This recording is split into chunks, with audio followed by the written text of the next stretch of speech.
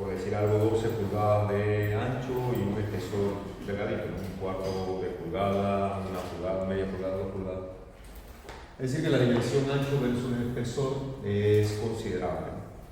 Eso nos va a permitir hacer algunas suposiciones. Y esto es importante porque los elementos de acero, sobre todo en las estructuras metálicas, son de placas delgadas y suelen ser rectangulares, como vamos a ver en algunas aplicaciones de esta teoría que vamos a derivar. Dicho eso, entonces, vamos a tomar de esta porción de la sección transversal rectangular que tendría dimensiones, que tendría dimensiones B por T. Vamos a tomar una porción central de dimensiones L y 2X. Observen que el eje X aquí está en el sentido vertical, ¿no? Y vamos a hacer equilibrio nuevamente, vamos a aplicarle la presión. Recuerden que lo que estamos suponiendo en la analogía de la membrana es que tomamos esta sección como si fuera una tubería y le colocamos una membrana en la parte superior fija y le aplicamos una presión de aire y esto se va a levantar. Esto se va a levantar verticalmente y se ve cero. Se va a levantar aquí una altura cero.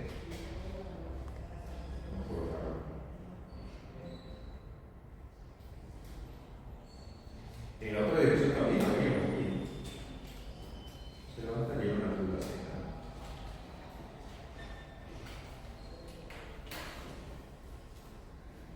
Entonces, desde luego, las fuerzas actuando serían esta presión por el área sombreada sería L por 2X. Le llamé 2X porque el centro está aquí, entonces yo tendría medio valor de X, o sea, X y X, centro estaría como tocado 2X.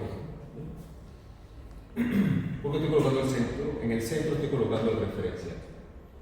Entonces la presión produciría una fuerza vertical igual a P por el área sombreada, que es L por 2X. Las fuerzas de tensión que se desarrollan en la membrana va a hacer esto. Entonces esas fuerzas de tensión van a actuar con una componente. Voy a ampliar la vista lateral para que se note. Esas fuerzas laterales T yo las estaría viendo aquí. Ahora resulta.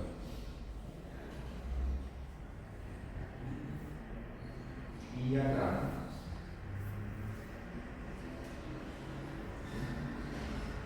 Pero a su vez, ellas tienen una inclinación. Y la inclinación es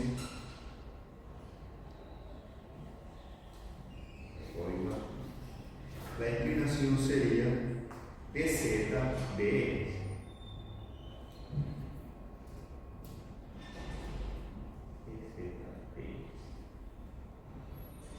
Sería la pendiente de esa tensión que estaría actuando aquí. Yo tengo una componente horizontal y una componente vertical. Y la pendiente sería dz, a esta altura, dz sobre dx. Este es el eje x, que tengo el sentido vertical.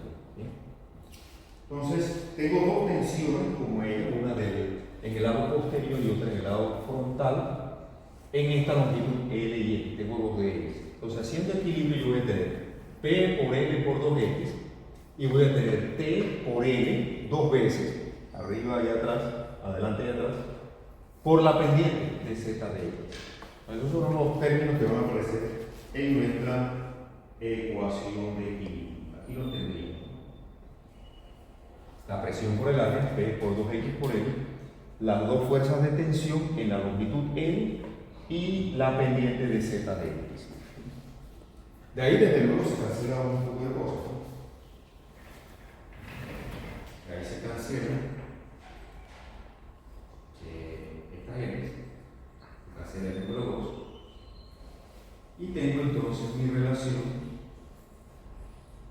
para calcular la altura para calcular la ecuación de la membrana, o la ecuación de lo que se levanta verticalmente la membrana, la dimensión Z, que es esta ecuación que yo puedo integrar fácilmente, ¿no? Recordemos también que la pendiente son los esfuerzos y que P entre T también es igual a 2G por Z1. tener esta mano para recordarlo siempre. Los esfuerzos yo los calculo mediante la pendiente. También tengo que la relación P entre T es 2G por Z1 y que el torque lo calculo con 2 veces el volumen. 2 veces el volumen de la que cubre la membrana. De ahí la analogía geométrica con el problema de mecánica de materiales que tengo. Vamos a integrar entonces aquí la expresión. Por supuesto, aquí cuando paso el diferencial de x para la derecha e integro, p y t salen del integral, el signo negativo por delante. El integral es muy simple, x cuadrado sobre 2 y una constante de integración. Yo sé que la membrana va a tener altura 0 en los extremos. Aquí, por ejemplo, en x igual a la dimensión total es t, así que en x igual a t medio y en x igual a t medio es negativo. El valor de z es 0, porque estoy en el perímetro, ¿no? El borde z es igual a 0. Eso me permite encontrar la constante de integración. Reemplazando 0 en z y t medio en x, puedo encontrar la constante de integración. Ahí resultaría, bueno, este t medio va a quedar la t al cuadrado y el 2 al cuadrado queda en 4, por el 2 queda en 8. Luego reemplazo esta constante aquí y tengo la ecuación de la altura de la membrana C. Es como se observa, una ecuación parabólica. Una ecuación parabólica en el sentido X, que es este sentido de aquí. Y yo tengo una parábola en el sentido X, que es el que tengo aquí como vertical. Ahí tengo una parábola. Entonces, con esta formulación yo puedo calcular esfuerzos ya, porque ya tengo la ecuación de Z. Puedo calcular los esfuerzos portantes y puedo calcular también el volumen debajo de esa membrana.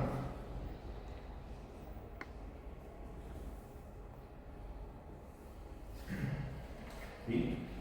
El valor máximo ya sabemos dónde se va a producir. El valor máximo de los esfuerzos se va a producir aquí en este punto donde las curvas de contorno están más próximas, porque ahí la pendiente es más fuerte. Es decir, cuando x es igual a t medio. Si yo tomo la ecuación de la derivada para encontrar los esfuerzos, esa ecuación de la derivada la tengo aquí. Esto va a ser mi esfuerzo portante y el valor correspondiente sería t medio aquí, que es donde se produce la pendiente mayor en x igual a t medio. Positivo o negativo, la única diferencia es que un esfuerzo va a ir en un sentido, el otro va a ir en otro. Hay un cambio de signo, pero la magnitud es la misma. Entonces, al reemplazar, observen, aquí esta expresión de medio me quedaría entonces menos, bueno, lo que me interesa es el valor absoluto, así que el signo lo puedo omitir, me queda entonces P sobre T, de la presión y la tensión de la membrana en T medio. Eso nos produciría los esfuerzos portantes máximos.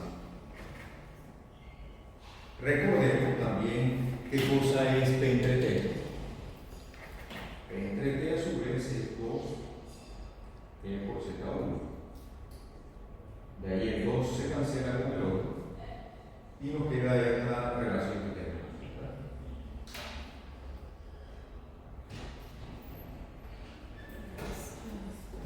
Ya tengo los esfuerzos portantes.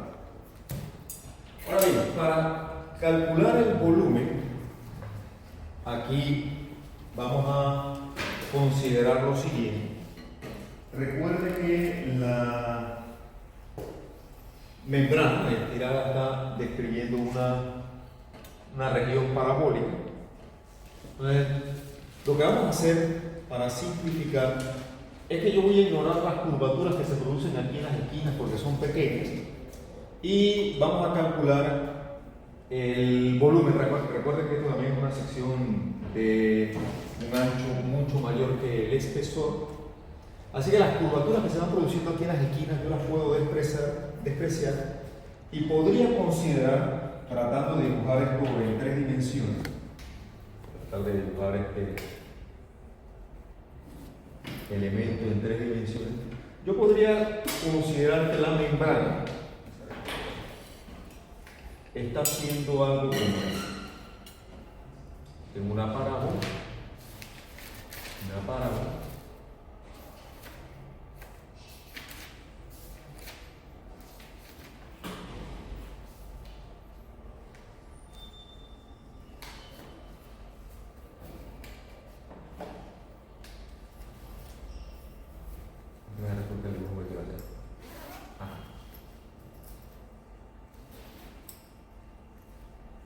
sería la región que necesito, de la cual necesito calcular el volumen.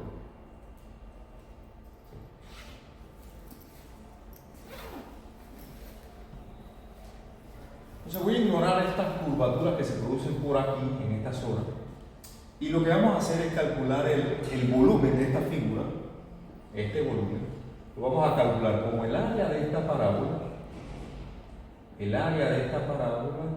por esta profundidad.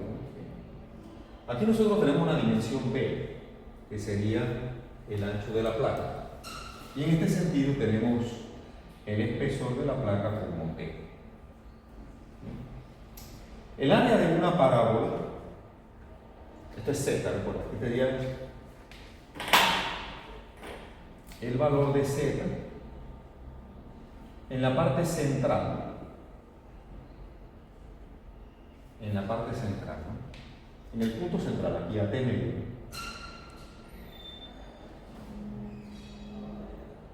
Que esa Z yo la tengo aquí expresada, vamos a buscar.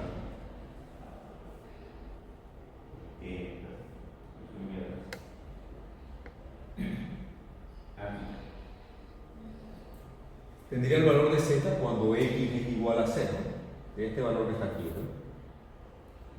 Esa Z, que sería la altura máxima, sería igual, vamos a colocarlo, P sobre 2T por T cuadrado sobre 4. Pues en otras palabras, P sobre 8T por T cuadrado. Ese es el valor de esa Z.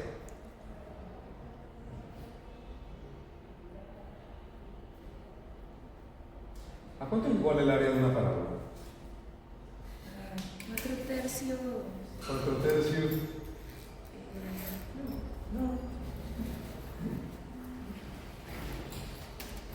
Esta área sombreada, que es una parábola, va a ser igual. Una parábola concéntrica dentro de un rectángulo cubre un área, esto es A y esto es, vamos a llamarle otra variable que no estemos usando aquí, y esto es N. El área que cubre una parábola es 2/3 del rectángulo que la contiene. 2/3 de A, 2/3 de la base por la altura. Entonces aquí tendríamos que esta área sería 2/3 de la base que es T, la altura que es Z, y el volumen entonces tendría que multiplicar para obtenerlo por la profundidad B. Esto nos produciría el volumen. Z, yo lo tengo aquí, ¿no? Es P sobre 8T por T minúscula al cuadrado.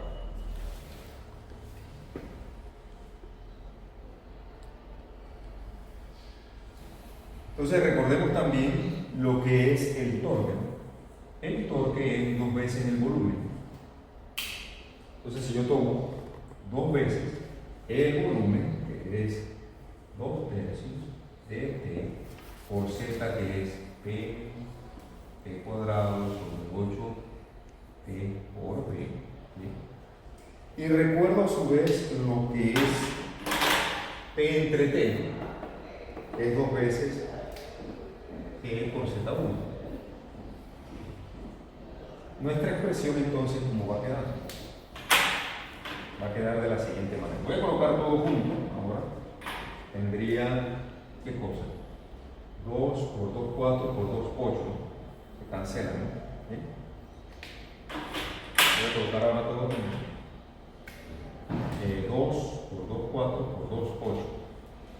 Y me quedaría entonces t con t, me queda el cubo.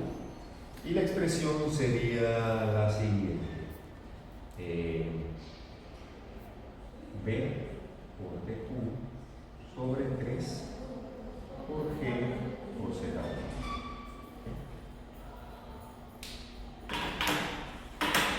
Y de esa manera yo puedo determinar el torque. A su vez puedo regresar a la fórmula de los esfuerzos, ¿no? Yo tenía por aquí la ecuación del esfuerzo aquí.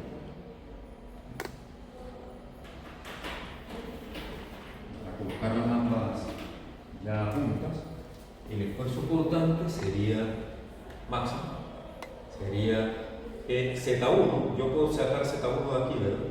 Sería 3 veces el torque despejando entre B por T cubo,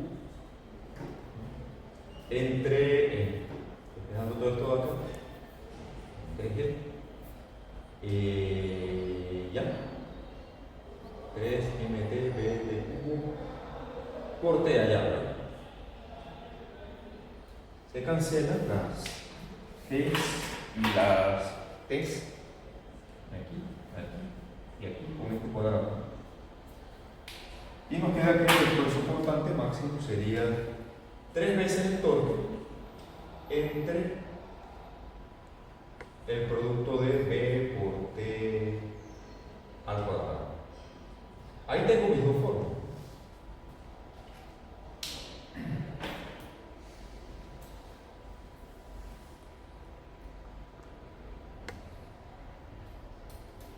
Desde luego, como siempre, a nosotros lo que nos interesan son esfuerzos y rotaciones.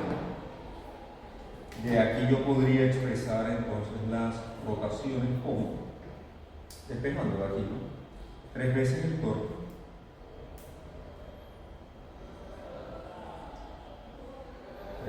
torque entre B por T dividido entre el módulo de cortante. Entonces, dado un torque aplicado en una sección rectangular, recuerda que esto es para una sección de un ancho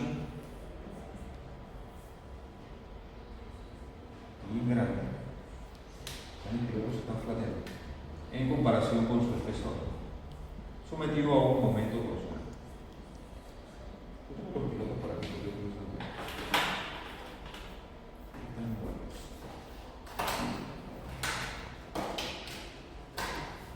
Y ese es el desarrollo que tenemos derivado de la norma.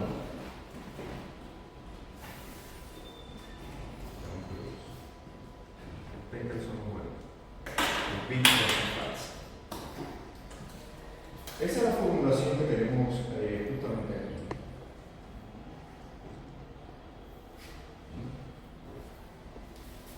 La relación torque-rotación, módulo de cortante, 1/3 de B por T al cubo, es lo mismo que tenemos aquí.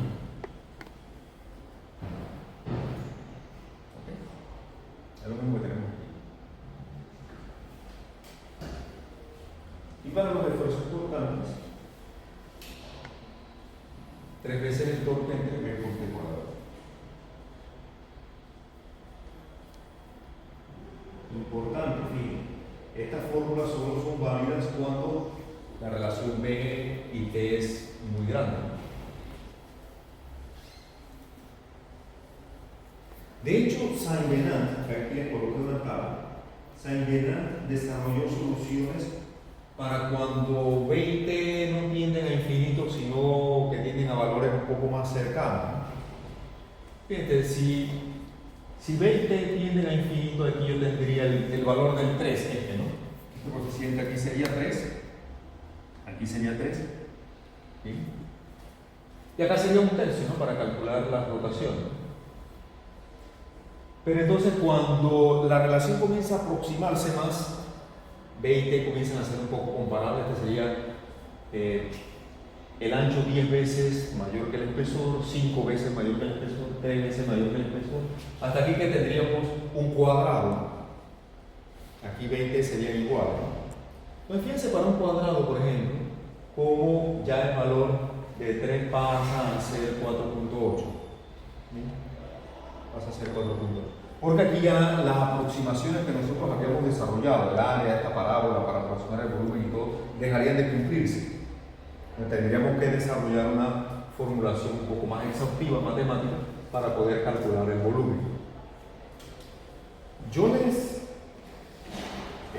traje aquí, de manera complementaria,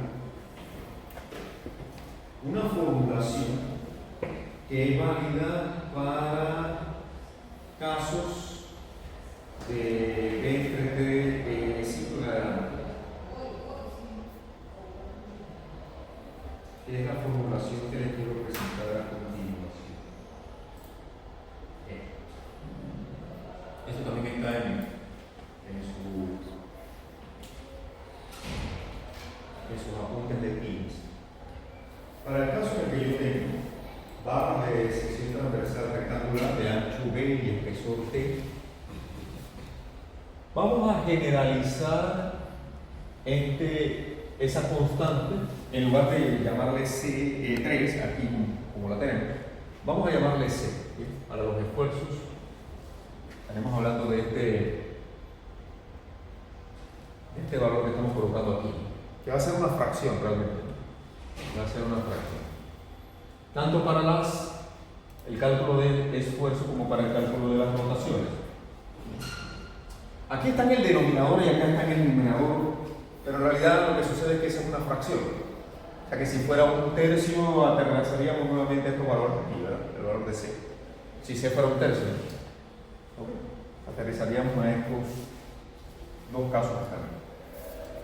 Entonces, esta fórmula que voy a presentar y que ustedes van a utilizar en sus cursos de diseño, en estructuras mecánicas, en hormigón, es válida para 20, la relación 20 que es mayor o igual que 5. Un tercio de 1 menos 0.63 de T entre B.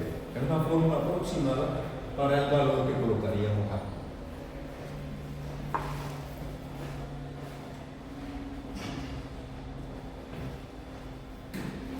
Importante lo que voy a señalar ahora, que quizás es una de las cosas más importantes de una sección circular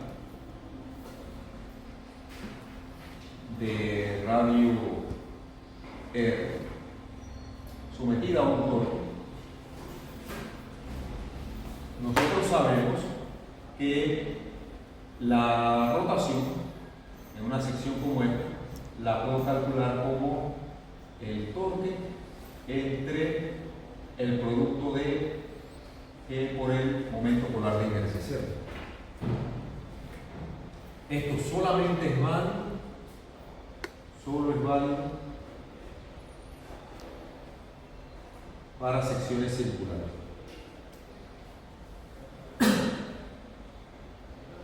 O tubulares circulares.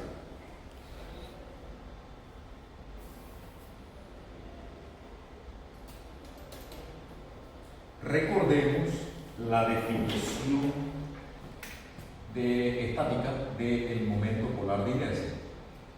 El momento polar de inercia, recordemos que es la integral de área de R cuadrado por dA. ¿Bien? Recordemos lo que es eso.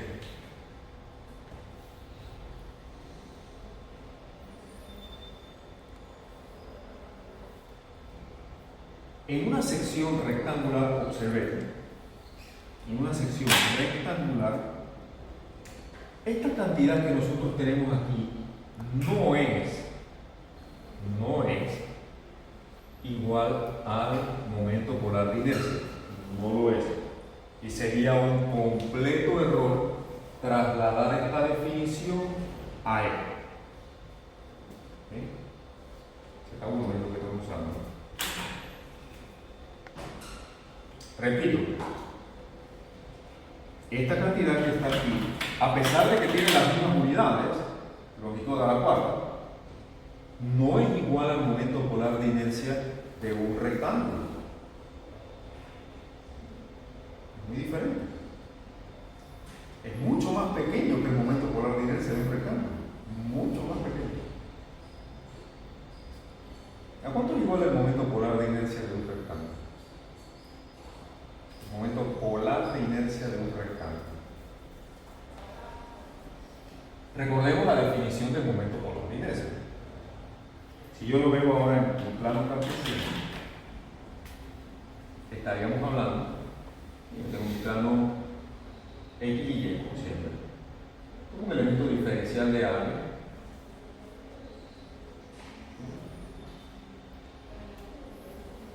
que tendría coordenadas X y Y, coordenadas X y Y. Por supuesto, aquí tendríamos el valor de R, un radio. Por definición, nosotros conocemos todas estas cosas. El momento de inercia en X sería la integral de área de Y cuadrado por dA.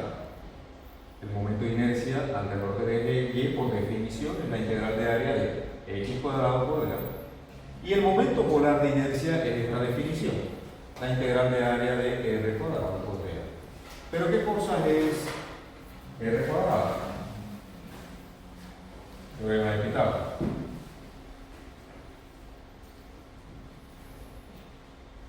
R cuadrado es X cuadrado más Y cuadrado, ¿sí o no? Lo cual nos deja con que el momento polar de inercia aquí es igual a la suma de los momentos de inercia en X y Y. Ahora sí, hay un rectángulo que sería el momento polar de inercia.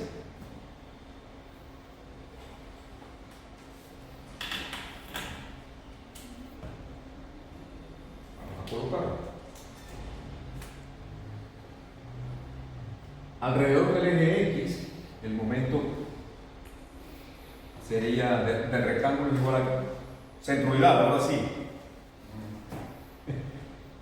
¿Sería cuánto? En este rectángulo, alrededor del eje Y, ¿sería qué? Perdón, alrededor del eje X, disculpen. Alrededor del eje X sería qué? Un doceavo de B por T al cubo, ¿verdad? De B por T al cubo. De B por T al cubo. ¿Y el de Y? Aquí. Un doceavo de T por B al cubo, ¿verdad? Vamos a factorizar por el 12. De T por B al cubo, ¿sí o no? Observe que esto es muy diferente de lo que yo tengo acá. ¿Verdad? Muy diferente. Vamos a hacer un ejemplo para que lo vean numéricamente. El error que podría simplificar traducir esta información en esto. El error que podría significar utilizar esta fórmula, que solo es válida para secciones transversales circulares, en el caso de una sección rectangular. Vamos a hacer un ejemplo. Vamos a pensar que yo tengo una placa de 12 pulgadas con un espesor, una placa de acero de 12 pulgadas, vamos a poner un espesor de 2 pulgadas. 2 pulgadas. B y T son 12 y 2 pulgadas respectivamente. Es una sección rectangular, pero voy a utilizar esta fórmula porque B y T no tiende a infinito. La relación en este caso, B entre T ¿a cuánto es igual? ¿Es igual a 6. No es infinito. Entonces, si no tiende a infinito, si no tiende a un número grande, estos valores no van a ser cercanos a 3, sino que va a estar por acá más bien entre 3.44 y 3.20, ¿no? porque tengo B entre T mayor que 5, que 6. Ya en 10 entre 20 va a estar por aquí, ¿no? Ahora, estas relaciones no lineales que yo puedo interpolar entre ellas, voy a utilizar la fórmula que les acabo de mostrar aquí. Voy a calcular mi valor de C correspondiente, que sería 1/3 de 1 menos 0.63 T entre B. Pero 3 entre B en este caso sería entre 20 un sexto.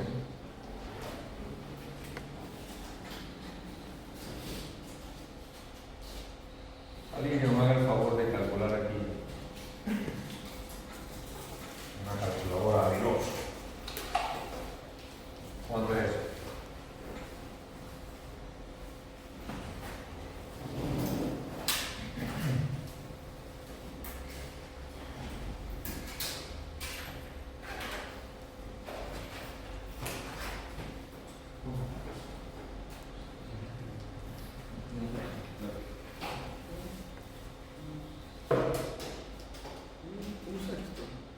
Sí, un sexto. O sea, 0.63 entre 6. Punto 29. ¿Ok? 0.298. 298. Más decimal. 3. Por ahí un cuarto de 3. Vale. Gracias. Voy a calcular este parámetro aquí del esfuerzo. Perdón. Este de aquí, C por B por T cubo, porque me interesa compararlo con el momento polar de inercia de la sección. Me interesa compararlo. Entonces aquí voy a colocar el producto de C por B por T cubo, que sería lo equivalente a una constante torsional de esta barra rectangular. Ok, entonces vamos a reemplazar aquí los valores. 0.2983, el ancho de 12 pulgadas y el espesor de 2 pulgadas al cubo. Ayúdame con este cálculo. 27.7728. Gracias. 27.77. 77.3. 77.28. 77. Ok. Vamos a comparar esto con el momento polar de ese rectángulo, reemplazando aquí 12 y 2 pulgadas. 2 y 2. Alguien que nos haga este cálculo, por favor. Y van a ver la diferencia abismal que hay entre el momento polar de inercia y la constante torsional de una sección rectangular. ¿Cuánto es? Ya que usted se da cuenta, ¿no? Cuando yo lo elevo al cubo, tengo 8 y por 12 es un número, ¿no? Lo que va a resultar ahí, ¿no? 296. 296. Esto es casi 10 veces más grande que esto, más de 10 veces. Entonces, sería un completo error extender el uso del momento polar de inercia, que solamente es válido para una sección circular, utilizarlo en otro tipo de sección. Sería un error abismal. Esto es un error fuera de proporción. O sea, esto es una equivocación de concepto demasiado grave. Usted hace esto y eso puede significar la muerte por ejemplo. Usted está pensando que su rigidez del elemento es de este tamaño cuando la rigidez real es 10 veces más pequeña. Y eso puede ser muy grave. Repito, eso puede ser muy grave. Bien. Por eso el énfasis que estamos haciendo. Y por eso le estoy dando esta fórmula aproximada que es muy útil. ¿Sí? Observe, aquí acabamos de calcular para 6 el valor de 0.2983, que si lo vemos en la tabla estaría por aquí, ¿no? ¿Verdad? Porque lo que calculé fue esto, ¿no? Está entre estos dos, ¿no? .29, ¿qué dice ya? .29. .298, está por aquí, ¿verdad?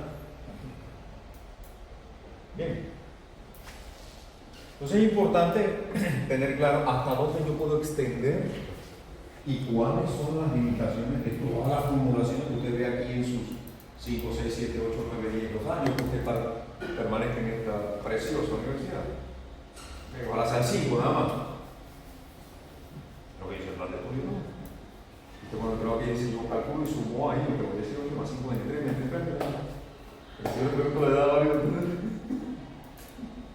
Pero eso no importa, el tiempo como quiera va a pasar, más vale que pase haciendo algo bueno, ¿no? Entonces, puntos importantes sobre las ecuaciones 12 y 13, estas ecuaciones que están aquí, estas dos ecuaciones que están aquí. Ahí está. El esfuerzo cortante máximo ocurre en el punto de la periferia más cercano al centro de la sección. Más cercano al centro de la sección. Eso lo hemos enfatizado bastante. Mientras que el punto más alejado del centro, es decir, las esquinas tienen cero esfuerzo. Aquí en esta sección, eso se traduciría a que los esfuerzos, este es el centro, los esfuerzos cortantes máximos están ocurriendo aquí y aquí, ¿verdad?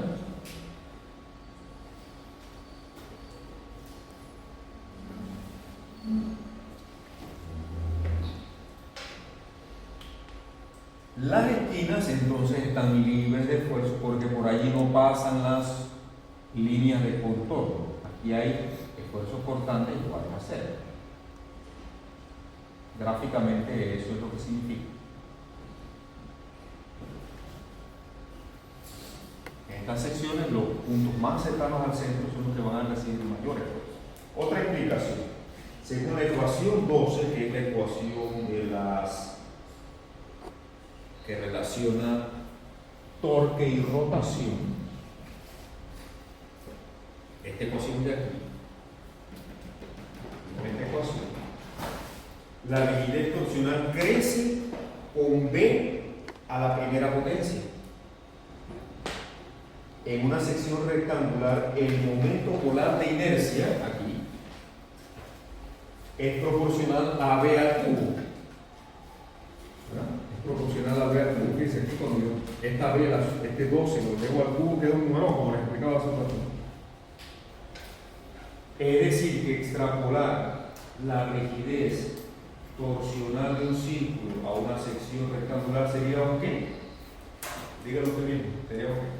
Un completo error, y lo acabamos de mostrar comparando estas dos cantidades. Comparando estas dos cantidades. Lo que sucedería en una placa de acero que tenga 12 pulgadas de ancho y espesor 2 pulgadas. Fíjense el tamaño del momento polar de inercia, fíjese la rigidez torsional o la constante torsional que utilizaríamos para el cálculo de rotación.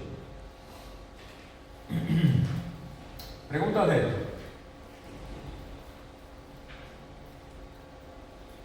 Esto solamente se aplica a secciones circulares. No la vaya a utilizar en otras cosas. Estaría cometiendo un error garrafal. Puede matar un poco, créanme. Un error en ingeniería puede matar un poco. Así es sencillo. Es más, un error de 10% en ingeniería puede significar la muerte un poco. Yo tengo carretera, transporte, diseño geométrico de. ¿Todavía no he visto esto? Bueno, usted se equivoca calculando el pedaje en una curva de una vía, en un 10%, según la velocidad de diseño. Y lo que eso se va a traducir en un montón de gente que se va a sacar la madre en ese curva, ¿verdad? Como sucede en algunos lugares, ¿verdad? ¿Sí? Usted dice, por aquí en esta curva te voy, y si está lloviendo, peor, ¿verdad? Pero hay gente que eso no. Y va y acaba su vida ahí. Cuando uno va a ver eso, un error de ingeniería, un error de diseño, un error que puede ser del 10%. Ahora imagínense una cosa que va a resistir esfuerzo. Los errores de ingeniería realmente se pagan con la vida de la gente, no nos llamemos engaños. Así que, nuevamente, esto aquí nada más, secciones circulares. rectangulares, secciones rectangulares, utilice esta fórmula. Mire la diferencia que hay. Es abismal. 10 veces más. Pero bueno, ya usted está advertido, ya usted sabe que lo que voy a usar cuando tengo secciones rectangulares, que son en la mayoría de los casos, es esto y la formulación que le acabo de dar aquí, que aplica para muchos casos. En una sección cuadrada, si tuviéramos el caso de una sección cuadrada, yo puedo utilizar estos valores aquí directamente de la tabla.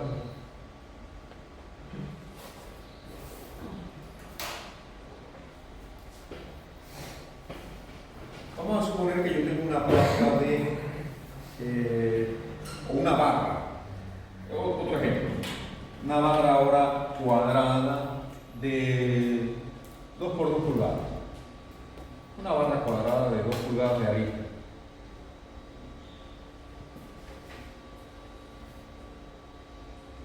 ¿Cuánto sería el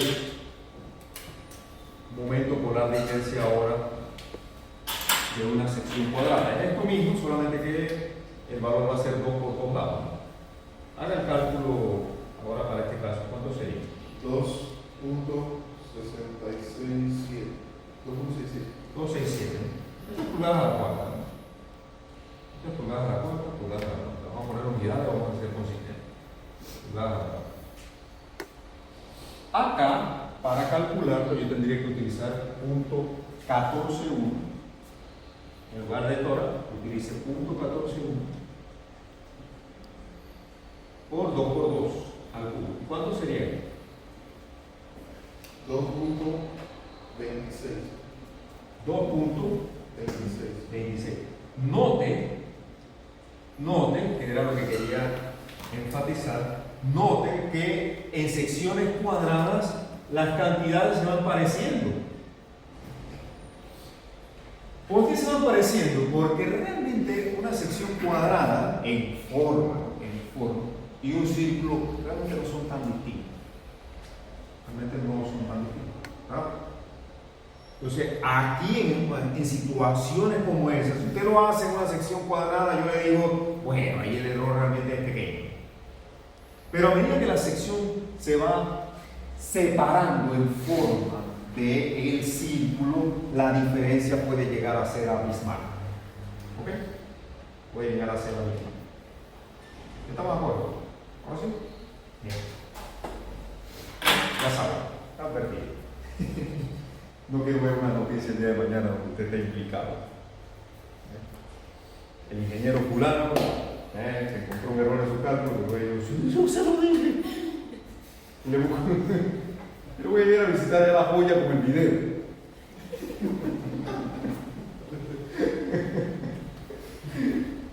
Ok, no lo haga. Haga caso. Bien. Ahora, esto tiene implicaciones muy útiles. Fíjense.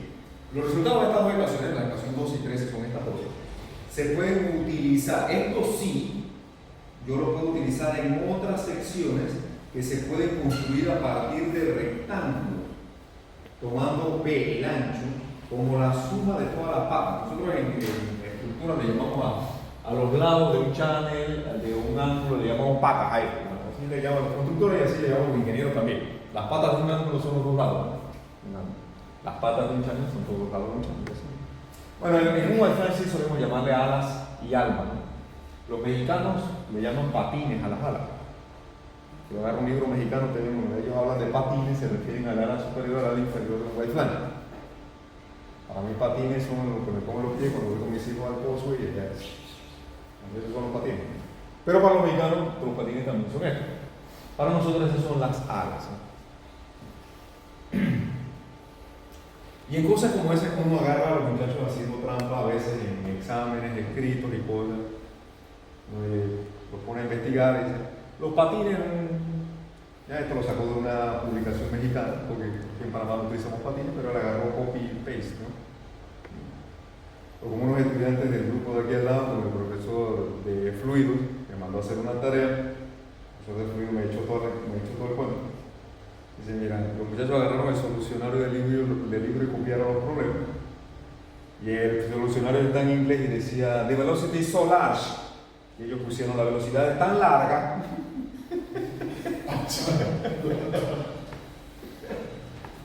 Y uno no habla así en español, ¿no? Dice, bueno, la velocidad es tan grande que podemos aproximarla a no sé qué. A veces la inocencia, yo no sé si es inocencia o falta de mal, en la universidad que teníamos y en la vida, un poco de malicia, aunque sea, ¿no? The velocity is so large, la velocidad es tan larga. En la vida los patines, no sé qué, yo voy leyendo. ¿Verdad? Hasta para hacer trampa hay que saber hacerlo bien, ¿no? ¿Sí? Principalmente en eso, ¿no? Porque ahí es donde usted lo puede agarrar. Y saber en qué puede utilizar unas cosas y en qué no. Ahora bien, fíjense, aquí, esta formulación que hemos visto, en la mayoría de las secciones de acero, la relación ancho y espesor de las piezas cumple con valores que tienden a ser muy grandes. Entonces ahí nosotros podríamos utilizar estas relaciones sin ningún problema.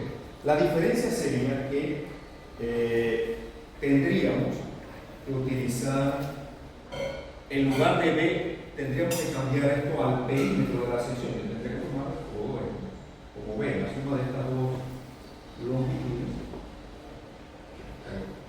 B sería todo esto. Esto sería B. Como si desarrollara la pieza. Y aquí en el chat, por ejemplo, tendría que el valor de B sería todo. Si el espesor es el mismo, si hay espesor diferente, entonces yo tendría que hacer la relación BT y tendría una suma todo. Aquí el perímetro de todo esto sería el valor de B. La suma de todo esto sería B. Tendría que sumar suma de esto, con esto y con esto. En lugar de hacer esto, entonces tendríamos que hacer una sumatoria del producto de B y T al cubo. En un caso, o de B T cuadrado, en el caso de los esfuerzos.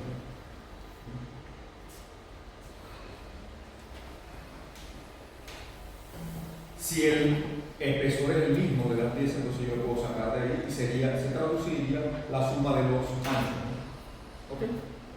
Recuerda que la sumatoria es muy integral, ¿no? Si esto es constante, yo lo puedo sacar. Pero normalmente los channels y los white flange, las T tienen espesores de patas distintos. Los ángulos sí son del mismo espesor, porque así como se fabrica, un espesor uniforme. Pero yo suelo tener un espesor de piezas diferentes. Entonces tendría que, en estos casos, transformar esta relación a una sumatoria. Y ya ahí lo puedo utilizar en piezas armadas de distintas placas. Este caso es bien interesante, ¿eh? Esto sería un tubo que originalmente fue sólido, pero producto de la corrosión que en Panamá abunda, el tubo, la corrosión provocó una grieta ahí. Eso puede pasar. Usted por ahí ha visto carriolas corroídas y ángulos corroídos, vigas de acero corroídas, ¿sí o no? Y por ahí la corrosión abunda en nuestro medio, y más en Panamá, que tiene condiciones muy particulares. Atmósfera agresiva, alta contaminación de la ciudad, régimen de lluvia de una humedad muy alta, y además estamos muy próximos al mar, donde el contenido de los cloruros, nosotros salimos allá afuera y respiramos y hay cloruro en la atmósfera. Imagínense si lo respiramos nosotros, usted no lo ve, pero está ahí. Y eso hace su trabajo de deterioro de las estructuras. Por eso el mantenimiento en Panamá es muy importante, en estructuras metálicas, limpiar las secciones, pintarlas, colocar anticorrosivos cada cierto tiempo. Cuando eso no pasa, entonces usted tiene la corrosión. Lo que usted ve ahí como líneas es la trayectoria que seguirían los esfuerzos producto del torque. Estas secciones suelen ser bastante ineficientes para resistir torsión, todas las que están ahí. Esto es bien ineficiente para resistir torsión. Y la razón es que sus espesores son muy delgados y el torque, recuerde que lo resistimos como un par de fuerzas. Entonces, si el brazo de esa fuerza es pequeño, la resistencia a la torsión es baja. Observe lo que sucede aquí, por ejemplo. La distancia entre estas dos fuerzas es pequeña y el torque que ella puede resistir realmente es bajo.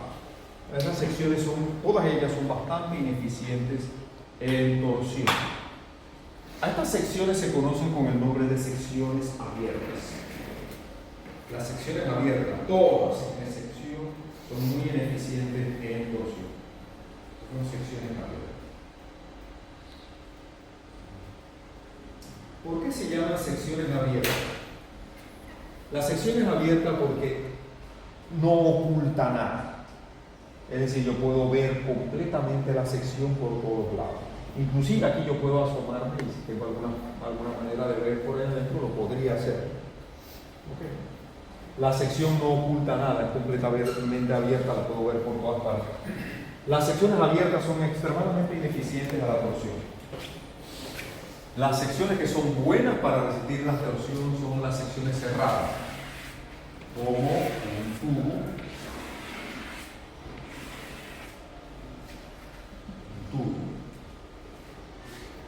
ya sea circular, cuadrado o inclusive rectangular.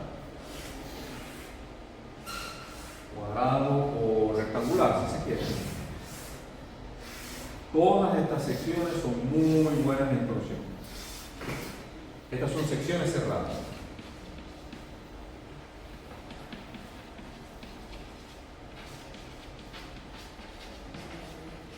Las secciones cerradas son las ideales para resistir torsión.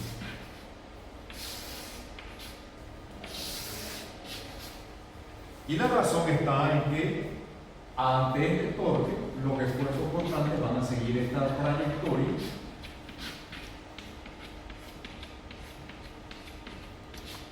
y el brazo que ellos tienen para actuar es bien grande con respecto al centro. Igual aquí yo tendría esfuerzos constantes que van a seguir esta trayectoria.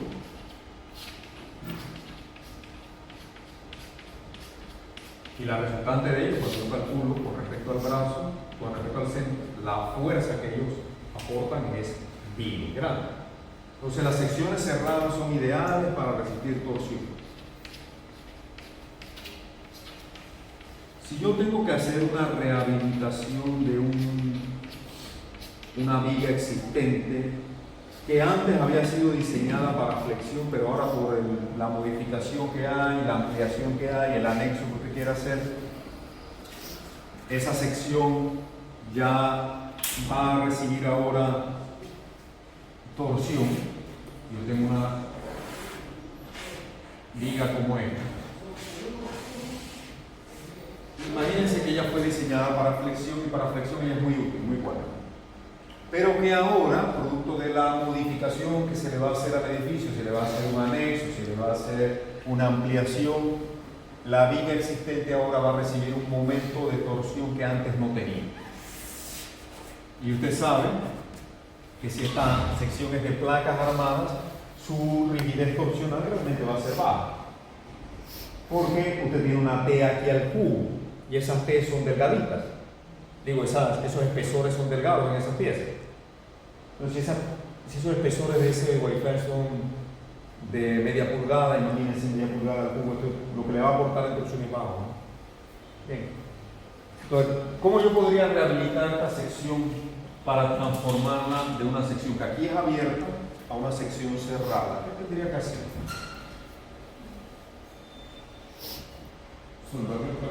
Soldarle placas, exactamente. Yo puedo venir con dos placas aquí. Ahora, esto no puede hacerse aquí así a los vaqueros. A los vaqueros es que yo vengo y corto las placas, las trato de meter ahí y vengo con el electrodo y trato de soldar ahí. Y eso va a quedar pésimamente, ¿sí o no? La soldadura no va a penetrar, no va a servir. Y ese soldador hay que botarlo. Pero usted como ingeniero debe especificar que estas placas deben tener un bisel. ¿Sabe qué es un bisel? Un bisel ¿Para qué? ¿Verdad? Es decir, que esa placa se debe cortar previamente, usted le vuela esa esquina. Esto es un trabajo que se hace en taller. No lo puede hacer en campo, no se hace en taller, entonces se manda a hacer en precisión. ¿Verdad? Y ahora sí, te busca su mejor soldador para que suelde. Y eso da una soldadura de penetración completa, como les voy a enseñar en el curso de acero. Cuando lleguemos ahí. Ahora mi sección se ha transformado de abierta a cerrada. Y ahora sí los esfuerzos pueden circular por aquí. ¿Cómo lo haría en un tubo? Por eso esta soldadura es muy importante. Esta soldadura, porque por ahí van a circular los esfuerzos. Los esfuerzos no pueden circular por el aire. ¿Ok? Tienen que circular por donde hay materia. O sea, que el agua no recibe fuerza. ¿Perdón? El agua no recibe fuerza. Bueno, aquí van a circular, buena pregunta, por aquí también van a circular esfuerzos, pero ya van a ir en menor grado. Van a ir en menor grado. Recuerden que los esfuerzos van a buscar dónde están las mayores rigideces y por ahí ellos naturalmente se van a ir. Naturalmente se van a ir. Lo que va a circular por aquí es más, si es completamente simétrica, los esfuerzos que van por ahí tienden a cero. Tienden a ser cero. Ya la sección entonces se va a comportar como si tuviera ya y de una manera bastante económica usted resuelve un problema. Usted dice, no, yo voy a añadir una placa acá abajo, la sección va a seguir siendo una placa arriba, una placa abajo, la sección va a seguir siendo abierta, ¿verdad? Lo único que usted va a estar haciendo ahí es incrementando esta T, ¿verdad? Usted la pasa de media pulgada, pone otra placa de media pulgada, le queda una pulgada. Al cubo, ¿cuánto la cortó? Nada. Usted haría eso, una placa en las dos alas, si lo que tuviera que aumentar es la capacidad de la flexión, ¿sí o no? Pero lo que tengo es torsión, entonces esa no es la solución que aplica, la solución que aplica es bien, es que cada cosa según lo que se requiere. Vamos a ver. En todas estas secciones yo puedo seguir aplicando esta fórmula. Esto es solamente cultura general. Esto es solamente para indicar que en las secciones, estos wavelines suelen hacerse con unas curvitas aquí. Eso no se hace así como yo lo digo. Bueno, todo esto tiene unas curvitas por aquí.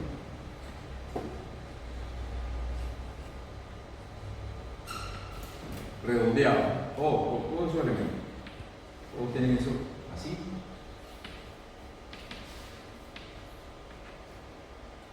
Porque las esquinas vivas, o así, es decir, las esquinas a 90 grados, producen concentraciones de esfuerzo. Estas curvaturas se conocen como, bueno, en inglés usted lo va a ver como fillet. En español lo traducimos como filete. Le decimos así mismo. En inglés esto vendría siendo como un redondeado, ¿okay? Un redondeado del borde. En español, filete es lo que yo desayuno los domingos en mi casa con mi familia, un filete, un bistec a caballo riquísimo, ¿no? Con tortillas, ¿no? O un filete a la pimienta en el mesón del Prado, ¿verdad? Riquísimo. Para mí eso es un filete, pero también es esto. Ella está que es una bola. Le llaman filete a ese redondeado de las esquinas, ¿bien? Redondeado de los bordes, para reducir la concentración de esfuerzo. Esto es una cultura general, yo lo voy a pasar un poco rápido. Ok, me interesa que comencemos a ver este último tema de cómo se analiza el comportamiento de este tipo de secciones, que estas secciones sí son buenísimas. Esta ya la conocemos, pero vamos a ver qué pasa con secciones tubulares diferentes del tubo circular, pero de paredes delgadas, que es lo que se utiliza mayormente cuando estamos hablando de estructura de acero. Y también en hormigón se utilizan estas analogías, porque en hormigón lo que sucede, para ampliar un poco lo que vamos a ver más adelante en sus cursos de diseño. Cuando yo tengo una viga de concreto, esa viga de concreto va a tener acero, que tenemos esto, y tiene estribo.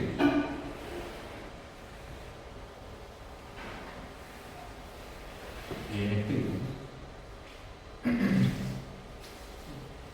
Si a esa viga yo la someto a un momento de torsión,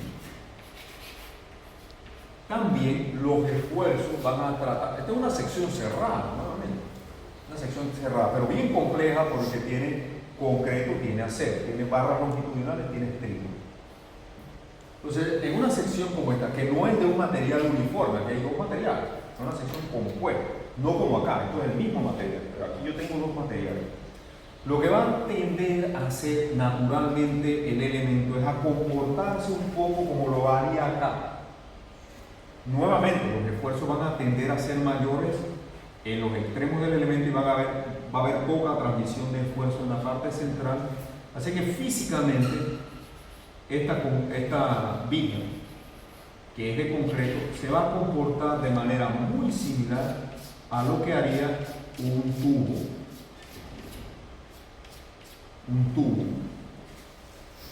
cerrado, con un espesor, y su comportamiento va a tender a ser muy similar a esto. Y gran parte de los esfuerzos, ¿dónde van a encontrar mayor rigidez? En el elemento más resistente, que aquí sería el acero, en los estribos. Gran parte de los esfuerzos va a circular a través de los estribos. Entonces vamos a ver en hormigón que los estribos son el alma del concreto.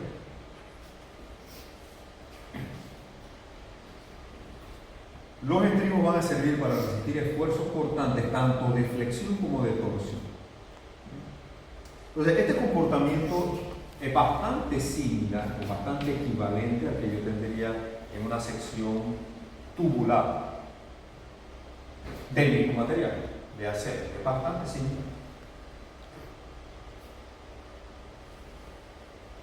Igual que sucede con los white flash. Fíjense, si yo por la flexión yo necesito colocar un estribo aquí, que es muy común también, ganchos internos, ese estribo no está aportando nada para la torsión, ¿verdad? Está justamente cerca del centro, ¿no? Donde los esfuerzos son muy bajos. Es como el alma, ¿verdad? Es como el alma. Entonces, realmente este estribo me puede servir para esfuerzos cortantes debido a cargas de flexión, las cargas aplicadas que provocan flexión, ahí los cortantes debido a la flexión, este estribo me puede servir, pero no va a hacer nada al momento de la torsión. No va a hacer nada al momento de la torsión.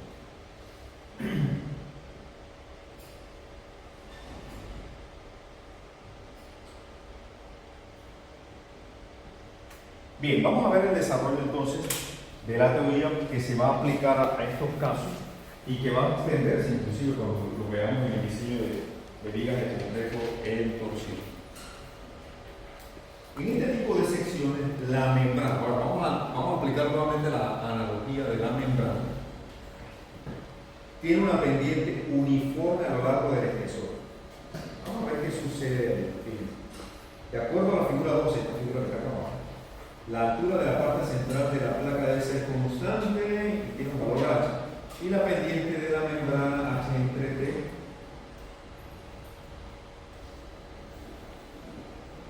por el espesor T va a ser constante.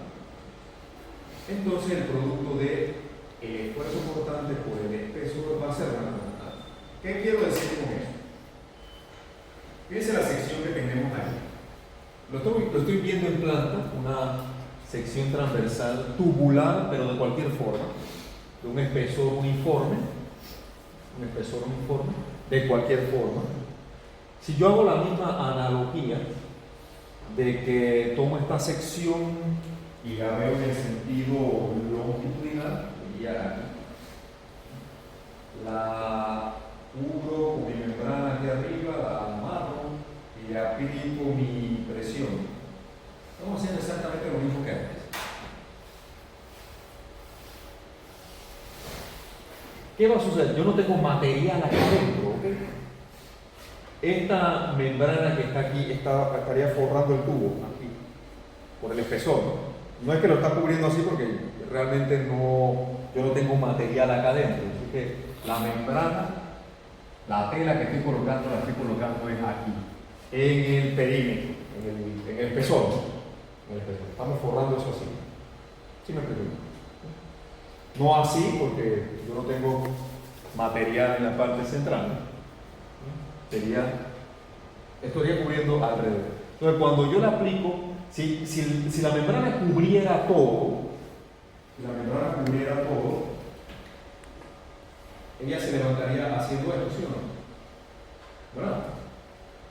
Pero como no cubre todo, realmente se levanta donde yo la tengo allá, es en estos pedazos. O sea, que todo esto de aquí desaparece.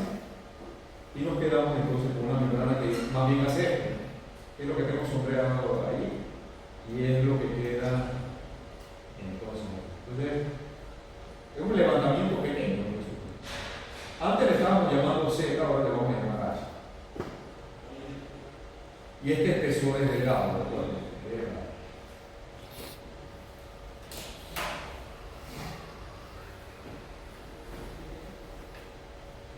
aquí estaría el torque aplicado y estos esfuerzos constantes van viajando alrededor de la sección transversal. Van circulando alrededor de la sección transversal. Entonces el producto del esfuerzo cortante por el espesor va a ser constante.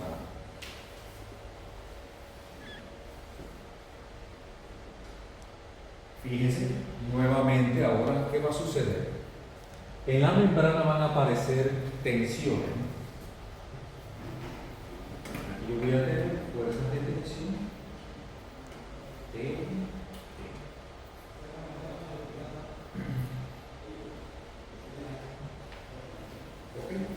Entonces, el equilibrio sería P por el área. Esta T, la inclinación de ella sería la relación H entre T, esa sería la pendiente. H entre T es la pendiente. Y estoy tomando un diferencial de longitud VS, como si tuviera un pequeño diferencial aquí DS. Y aquí mi esfuerzo cortante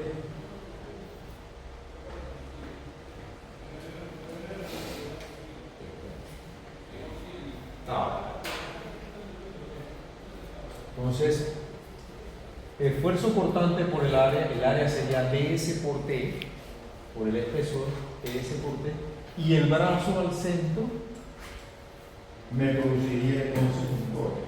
Pero ese paso lo vamos a ver cuando calculemos el equilibrio de torsión. Pero por ahora, P por el área va a ser igual entonces a la tensión que se produce. El perímetro, para calcularlo, yo tendría que integrar alrededor de toda la sección. Y esta es la inclinación. H entre T es la pendiente, ¿no? Porque estamos hablando de fuerzas verticales. Esta es la integral cerrada. Yo tengo que hacer una integral a lo largo de todo el perímetro de ese diferencial de longitud de la figura en su perímetro.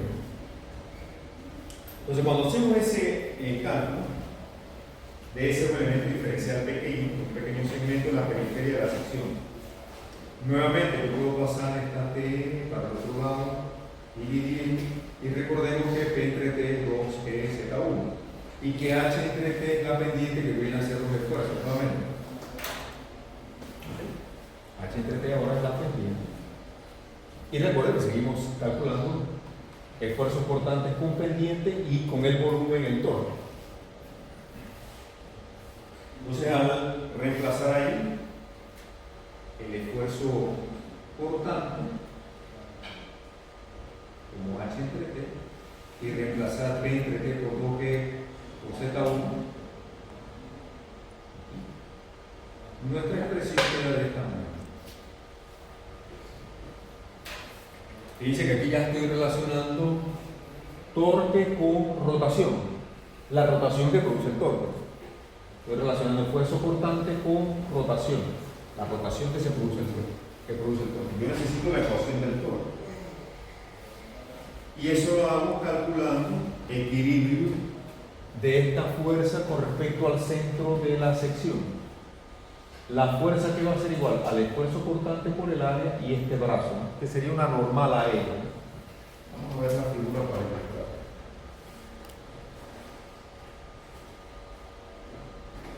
En este elemento diferencial, el área va a ser igual a ds por t. Eso sería el diferencial de área de ese elemento diferencial. Por el esfuerzo produce una fuerza. Por este brazo que le vamos a llamar N, que sería la perpendicular o la normal a la dirección del esfuerzo cortante, va a producir entonces un momento, ¿no? Y la suma de todo ello sería el torque, ¿no? Ahí está bien. Esto es el diferencial de área.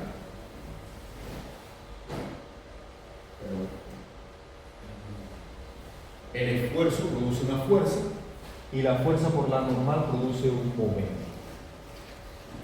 Entonces, N es el brazo del momento, la proyección normal a la dirección del esfuerzo cortante. Entonces, si yo observo el producto de N por ds, se puede interpretar como dos veces el área del pequeño triángulo que se forma entre ds y N. Si yo agarro esa ds y lo coloco aquí, o vamos a hacerlo acá, yo tendría ds y tengo N, que forma 90 grados. El área de ese triángulo, un triángulo rectángulo, sería un medio de N por ds, el área de ese triángulo. Estaríamos hablando de un pequeño triángulo que se forma aquí.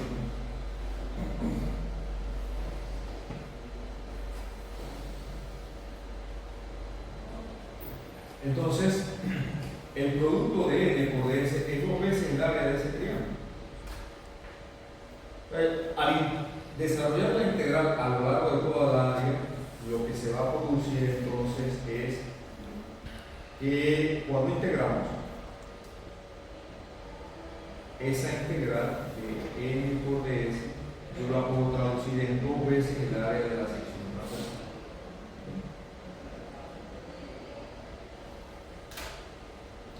Y el torque entonces queda de esta manera. A viene siendo el área total encerrada por la sección, que no es igual al área de la sección transversal, es el área cerrada. El área cerrada. Recuerden que esto es un tubo. Si usted calcula el área de la sección transversal, sería el área que forma esto, ¿no? Pero en realidad estamos hablando de esa área, el área encerrada. Todo esto. El área encerrada. Porque es la que se utiliza para el torque. Por eso las secciones cerradas tienen gran rigidez a la torsión, porque el área que participa en ella es el área que encierra la figura. Voy a colocar estas fórmulas por aquí porque son útiles. El momento de torsión va a ser igual a dos veces el área por el esfuerzo cortante y el espesor de la sección, que va a ser uniforme.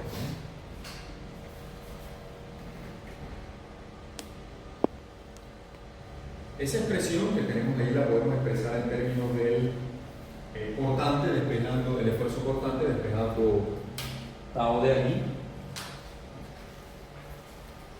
y trayendo la ecuación A de la página 18, voy a traer la página 18 acá para poder ir hacia adelante y hacia atrás aquí. La ecuación E. Yo de aquí puedo traer, para reemplazar lo que sería tau. El tau de aquí yo lo puedo reemplazar acá, ¿no? Porque quiero relacionar el torque con la rotación. Bien. Cuando despejo de mi tau y lo introduzco aquí, encuentro las relaciones que voy a necesitar en el cálculo de las rotaciones y constante torsional de secciones tubulares de paredes del cable. Voy a colocarlas aquí. Z1 va a ser el torque entre 4 veces que por el área al cuadrado, el área encerrada, por la integral cerrada de ds entre D.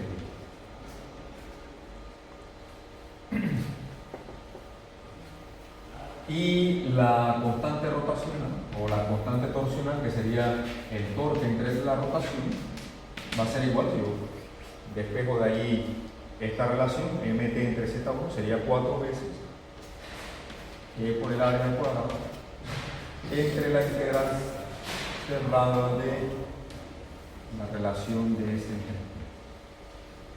Estas son las fórmulas generales.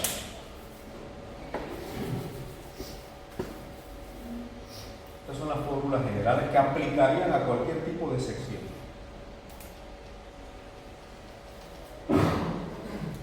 De aquí, desde luego, se producen simplificaciones en el caso de que los anchos y los espesores sean constantes. Por ejemplo, para el caso usual de un tubo de pared de espesor constante, si este espesor es constante, saldría, yo tengo el mismo espesor, eso es bastante común, saldría de la integral, quedaría aquí en el numerador, y la integral cerrada de ds no sería otra cosa que el perímetro de la sección, ¿verdad? La t saldría de la integral por ser constante, como está en el denominador pasa al numerador, y en el denominador tendría entonces el perímetro, que le vamos a llamar BC.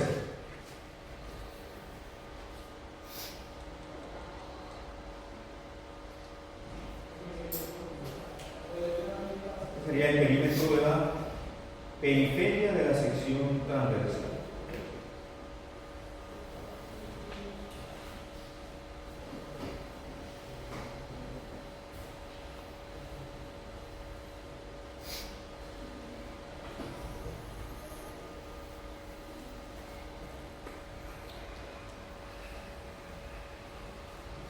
Para que tengamos una idea de estos valores, vamos a hacer el cálculo. Inclusive esta fórmula se puede utilizar hasta para secciones tubulares circulares, porque nada impide que la usemos. Vamos a aplicarla en un ejemplo. Vamos a considerar un tubo.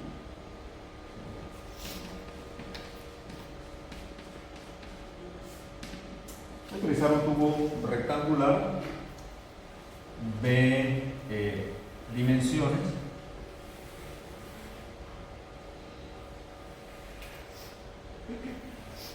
y espesor. Vamos a utilizar un espesor constante. Utilizar un espesor uniforme de 3/4 de pulgada. Y que el tubo es un tubo de 10 por 6, 10 pulgadas de ancho, tubo de acero, y 6 pulgadas de la otra dimensión.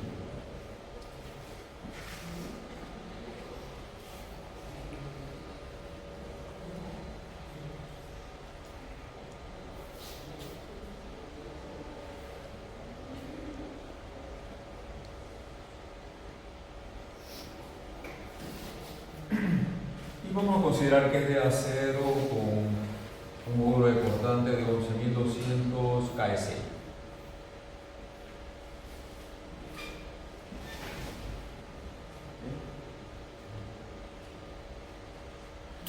Ok, entonces si reemplazamos esos valores aquí en nuestra expresión, tendríamos lo siguiente. Tendríamos 11.200 KS en un espesor de 3/4 de pulgada, el perímetro de la sección, ¿a qué sería igual? Tengo 10, 20 y 12, ¿no? En total tendríamos ¿cuánto? 32 pulgadas, ¿no? 32 pulgadas, 20 y 12, 32 pulgadas de perímetro de la sección. Y el área encerrada, ojo, es más fácil de calcular, ¿no? Porque el área encerrada sería 10 por 6. ¿Sí? 10 por 6, digamos 60 pulgadas por hora. Y alguien que nos haga el favor de hacer el cálculo. 60 pulgadas por hora.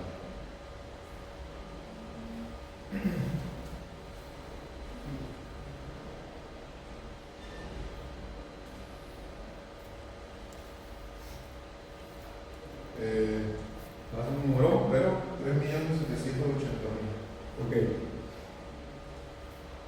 Vamos a. Esto va a tener la constante proporcional, tiene las mismas unidades de momento, ¿ok? Porque, bueno, esto es radial sobre longitud. Profe, el área era cuadrado, ¿no? Sí, al cuadrado. 60 pulgadas, eso tienes que ponerlo al cuadrado.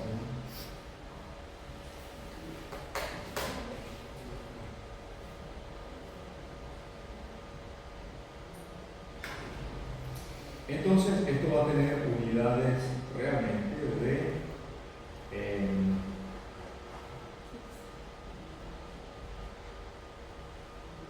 recuerde que el momento es fuerza por longitud.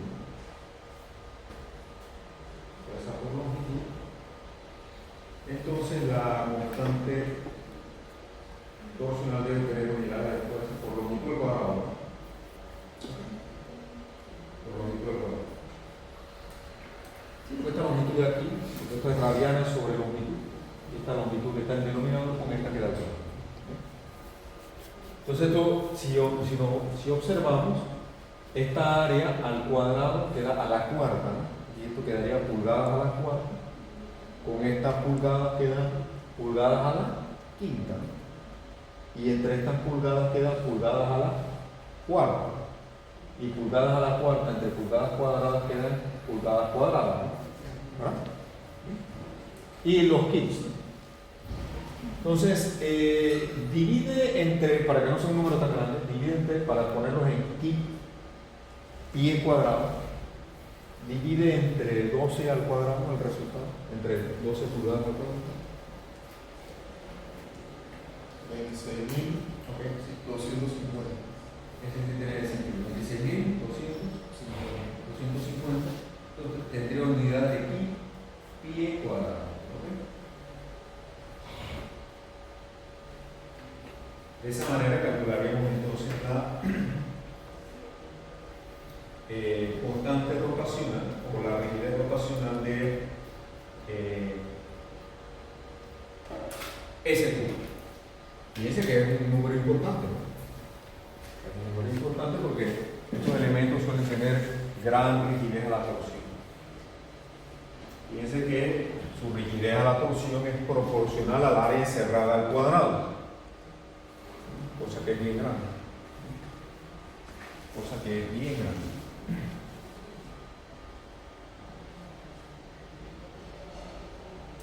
Fíjense lo que sucede, o lo peligroso que puede ser, lo peligroso que puede ser la corrosión en un tubo.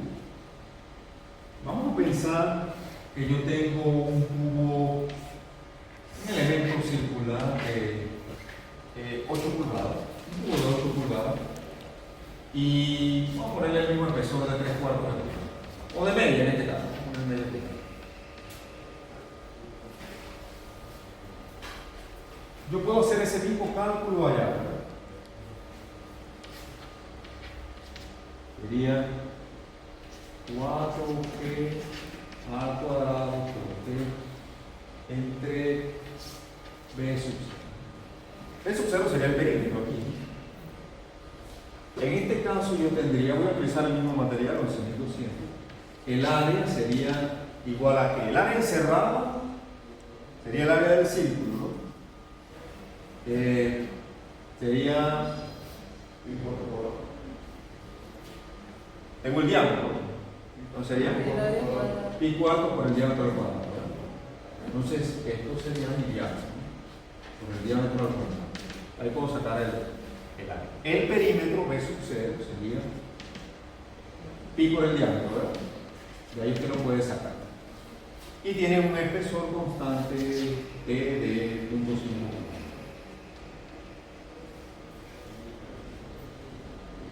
¿Ok? Usted hace ese cálculo y tiene este valor, ¿no? ¿Qué pasa si el tubo sufre corrosión y se pierde la continuidad del refuerzo y ahí tiene una grieta? Ahora el análisis que debo hacer es el de placa. ¿Sí o no? Con esta fórmula. Ahora en ese caso, la rigidez sería, o la constante torsional sería,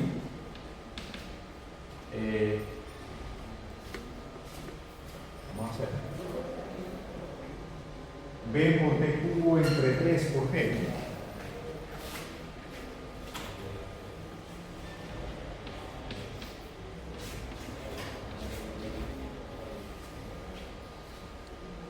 El perímetro sigue siendo el mismo. Si esto es una grieta, yo puedo pensar que el perímetro no cambia, ¿no? Porque apenas es una fisura, ¿no? El perímetro sigue siendo lo mismo que calculé acá, el B0 que tengo aquí. Este resultado yo lo puedo traer también aquí.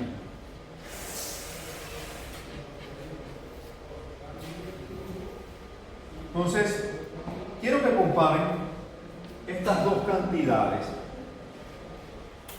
El tubo cerrado produciría esta rigidez.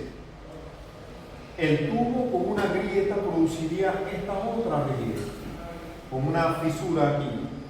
Y ustedes van a ver lo que cae en valor esto y esto. Es más, aquí ya no puede comparación. Fíjense esta área que aquí no aparece. Y aquí está el cuadrado. Fíjense cómo se transforman las relaciones. Entonces, en las secciones de acero, sobre todo, si son cerradas y están sometidas a torsión, usted tiene que cuidar mucho en el mantenimiento de que no le vaya a pasar esto a su cubo, ¿no? Que no se vaya a agrietar.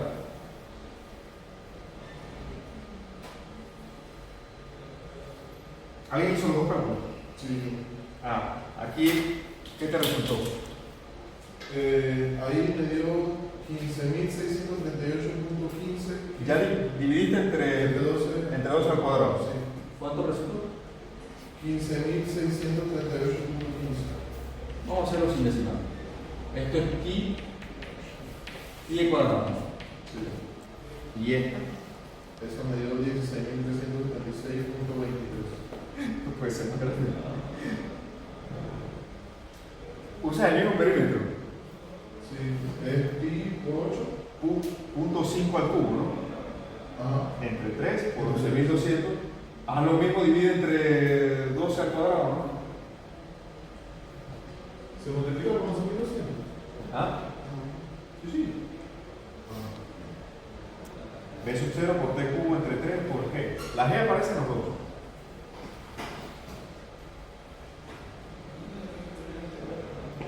Eso con 11.200 gramos. 11.000. Tengo que. Pero divide entre para que sean unidades compatibles.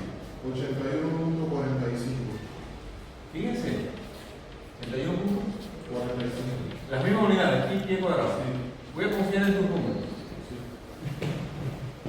Fíjense lo que pasa con la rigidez del tubo cerrado y del tubo con una pequeña fisura. O sea, esto es grave. Si un problema de esta naturaleza puede ser grave en una sección donde la torsión sea importante, ¿no? Ok. Fíjense la diferencia, ¿no? O sea, ahí es donde el mantenimiento juega un papel importantísimo en estas cosas.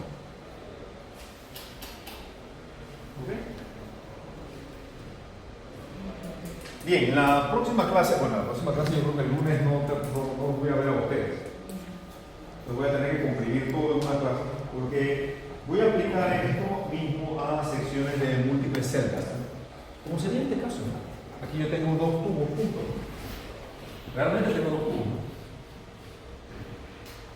Dos tubos. Secciones de múltiples celdas, ¿cómo va a ser el análisis? En realidad es la misma formulación, solo hay que resolver los sistemas de ecuaciones que aquí aparecen. Sería una cosa muy simple. Vamos a explicarlo. Yo creo que me da tiempo de explicarlo en la próxima clase y resolver este ejemplo que es bastante simple. Ok. Preguntas. Clarito, todo el mundo. Clarito. Bien, entonces vamos a quedar aquí por hoy. Nos veremos la próxima semana. La próxima semana tendríamos nuestra última clase porque el día lunes toma posesión el nuevo presidente. Ese día es un día libre para que usted vaya a su casa, esté con calma, vea el discurso del presidente, vea todo. Es una cosa que ocurre cada 5 años. ¿Ustedes se acuerdan la anterior cómo fue? A lo mejor no estaba todavía en la universidad, ¿no?